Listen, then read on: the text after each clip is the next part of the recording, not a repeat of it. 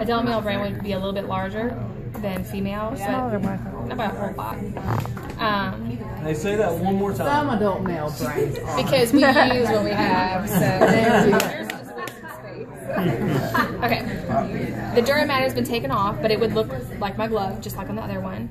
You can see the arachnoid matter with some of the blood vessels. Where it's peeled back here, you still have pia mater. The pia mater goes right on the contours of the brain. So when there's a sulci going down, it goes down. The gyrate comes up.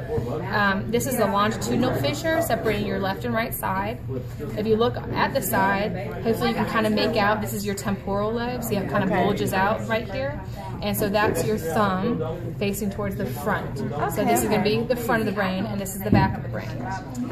So this is frontal lobe, and this is parietal lobe. At the front of your frontal lobe is prefrontal cortex. So we have a very large prefrontal cortex involved in like decision making, planning, execution, judgment, personality. That and thumbs is what separates us from the animals. There you go. I was going to say, the animals not or something? Animals do, and they have varying sizes. Some have, you know, proportional to the rest of the brain. Some are really small, like cats have really small prefrontal cortex. Some are really large, like dolphins have a pretty large prefrontal cortex. But hopefully you can kind of make out that this groove is bigger than the rest of them. It's called the central sulcus, and it separates the frontal lobe from the parietal lobe. And right along this line right here is a little strip called a homunculus. It's a map of the body. And on the front side, remember that frontal lobe is involved in movement, motor, and parietal is involved in sensory. So right along the front of this is a map of the body with neurons commanding movement. And on the back side is involved in sensory. So the sensory information comes up to this part, you know, from that part of the body, it crosses over, and the motor command goes down to the same part of the body on the opposite side. So it's highly organized. The back you have occipital for vision, and then temporal. This is the cerebellum. Okay, you can see also left and right hemisphere. You also have the gyri and sulci, but they're smaller little sections.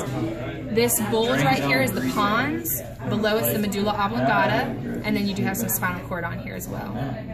The eyes would sit right here. You see these really thin, like thread-like looking things right here? Those are your olfactory nerves and olfactory bulbs. So compared to, you know, sheep, it's very small.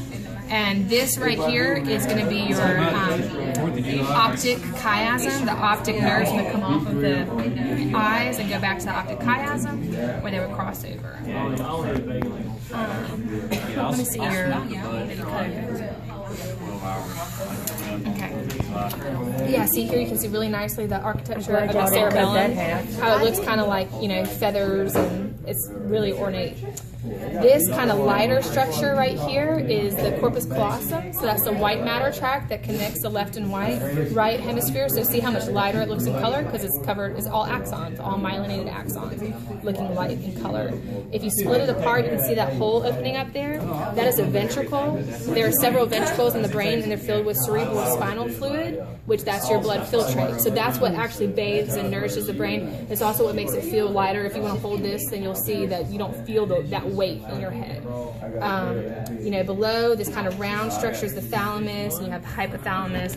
But most of the other stuff you'd have to cut to be able to see. No, you'd have to do cross sections like this through here. You couldn't make out exactly what they said. We tried. Well, I was going to see if one of your sections was in color. Show you something. Here you can see a nice of one of the ventricles. See that little gap that's opening up right there? See a nice little ventricle right there. But a lot of stuff. So you can cut ours if you want to. The best video of the whole semester. The nervous. Well, that's because that's what I do. It could be. My degree's in neuroscience. Cut to be able to see the rest. She's more excited during the day. Where would you have to cut to be able to see the rest? It depends. I think that probably for, I can see if I can find one of them, but I'm not as versed in sheep brains. And unfortunately, like a lot, since they're so hard, I might be able to do a basal ganglia section though.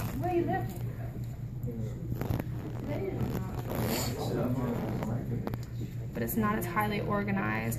Okay, so you see there's a picture of the ventricle right here. Okay, so below this is going to be your, it's called a striatum, but it's a combination of the caudate and putamen. They're kind of more combined in the lower level animals, or whatever you want to call them. And so in some of the sections you can actually see like the stripes or striations, which is why it's called the striatum. And so that's going to be kind of over off in this area. And if you look at that picture, you know, you can see the ventricle, and then you have like the little round brown as the caudate, and then you have the putamen off to the side of the globus pallidus. So that's what you're looking at right here. The hippocampus should be more like, I don't know if I'm going to, because these are so hard. I ran out of all those. Should be more back in here. Something you gotta like practice at. But they're so hard, I don't think I'm going to be able to, I don't think I'll be able to get out for you.